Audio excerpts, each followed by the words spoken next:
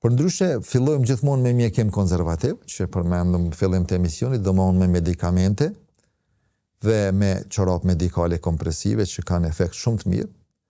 Pastaj fillojmë metoda tjera, që është metodë ambulantore siç është skleroterapia, është një substancë që injektohet në venat e zgjeruara dhe që e bën të kurrjen dhe mbylljen e tyre. Rezultati është aty për aty i menjëhershëm.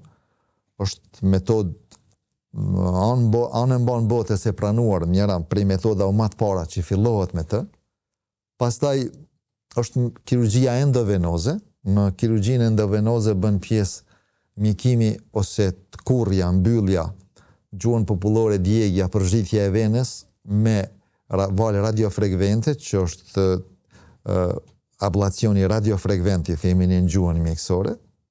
Është me lazer terapi, pastaj është me një moka teknik, është në një ablacion, një moka teknik i ngjajshëm mes lazerit dhe valve radiofrekvente, dhe është mjekimi mbyllja e venës me glu biologjik, me ngjitës.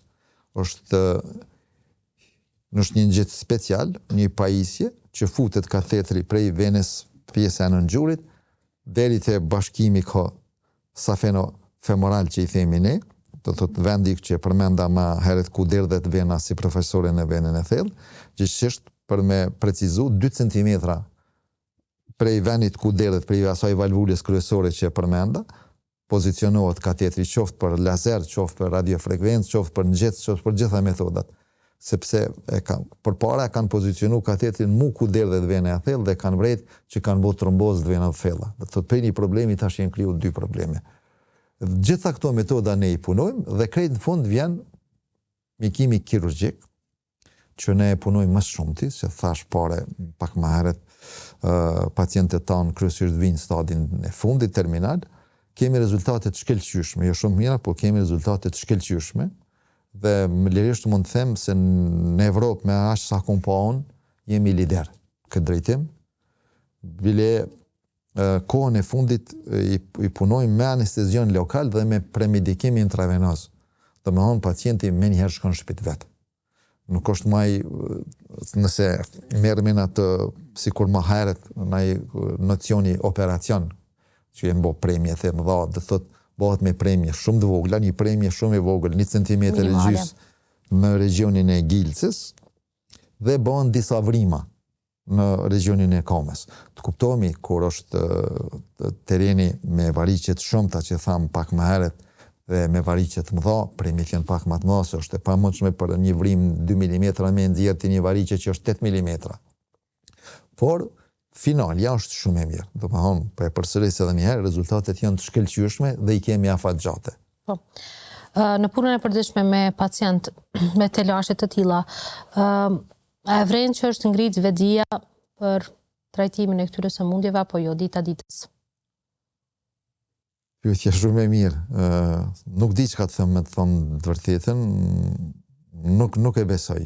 Domethënë, kam fillu punën si specialist në 2004, jemi në 2025, të me thonë janë 21 vjetë në pyetje, nuk kisha mujtë me thonë, nuk kisha guxu. Ndoshta për një nuancë të gjinia femërore, po. Ndoshta e kërkojnë edhe efektin kozmetik ato, do thotë bëjnë vizita më të rregullta, për ndryshe gjinia femërore, jo, unë nuk kujtoj që është një kulturë e ngritur shëndetësore. Po a mund të çojnë venat varikoze në komplikacione shëndetësore të rrezikshme për shëndetin? Po, tromboflebitet venoze sipërfaqësore, ose varikoflebitet që i thojmë na, do me thonë prania, formimi i trombit në venën e zgjeruar dhe pezmatimi i murit të saj. Kur këto, për shembull, lajmërohen në territorin e venës safena magna ose safena parva, sa më nalt që lajmërohen, mundësia me të përtu trombin në venën e thellë është shumë e madhe. E përmenda në fillim të emisionit, tash trombi prej venave sipërfaqësore ka lëviz dhe ka hyrë në venat e thella. Ajo që tham pyetjen pak më herët, nuk kanë kulturë shëndetësore, do thotë e vren, thotë komar, doktor, se mu ka bo koma, thotë duqa, po më dhem shumë, mu ka skuq edhe s'po mu eci. Që sa i keni këto zojë ose zotri, këto simptoma, thotë që një javë. Imagjino, kur është lartë, thom shpesh ato zoti e ka pështu, ai ka nal, ka lëviz, ka punu, sepse mundësia e shkputjes trombit, sidomos në fazën e hershme kur është tromb akut, do të thotë trombi në pikë si e gjakut, kur ai lëviz është shumë e madhe. Sepse tham gjaku lëviz kthehet në zemër prej poshtë lart. Dhe tash kur hyn në venat e thella, ai nuk nalet. Dhe shkon edhe jep emboli pulmonale. Fatmirësisht janë trombe të vogla dhe dikon rreth 20% këtyne trombolive këtyne embolive pulmonale nuk kanë simptomatologji të bujshme klinike. Përndryshe, kjo pjesa 80% na kemi pas disa raste që fatkeqësisht na kanë përfunduar me vdekje. Thotë embolia pulmonale masive e merr njeriu për 5 minuta. Po këtu desha të ndalem, cila është lloji i venave që është më i rrezikshëm për shëndetin? Tromboza e venave të thella është më e rrezikshme. Çdo tromboza e venave të thella, do me thonë venave të thella mi gjuhë tutje është indikacion për mu hospitalizu pacienti, mu shtrin spital, me marr antikoagulant në mënyrë kontinuale gjatë 24 orëve me antikoagulant, siç është heparina, dhe përcjellja e tij minimum për 5 deri në 7 ditë. Në rastet kur trombi është i lokalizuar komplet në venat e thella, për shembull të njerëz kom, deri te vena cava. Domthonë venat e thella të kombës përfundojnë me venin iliake komune djathtë dhe të majtë. Këto dyja bashkohen mes veti dhe formojnë venën kryesore në trupin e njeriu, që quhet vena zgavrore e poshtme ose vena cava inferior. Në rastet kur trombi tash pezon nënën e majtë, është komplet në gjitha venat e thella të kombës, deri te vena cava, atëherë në nënën e majtë trupit njeriu, gjithçish në këmbën e majtë nuk ka kthehet gjaku nëpërmes venave ose të thella, më falni. Dhe kjo quhet flegmazia cerulea dolens.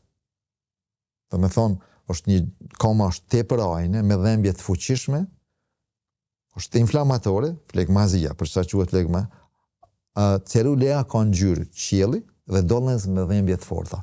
Dhe këto janë gjendjet më të rrezikshme në trupin e njeriu. Këto kërkojnë hospitalizim të menjëhershëm dhe imobilizim strikt. Do të thotë edhe nevojat fiziologjike e pacientit duhet i kryejë nëpërmes pajisjeve të veçanta. Nuk guxon as si të lëviz, sepse këtu ekziston mundësia shumë e mirë dhe reale që trombi të lëviz shkon dhe të jap si komplikim, që është komplikimi më serioz i trombozës venave të thella, e që është embolia pulmonale.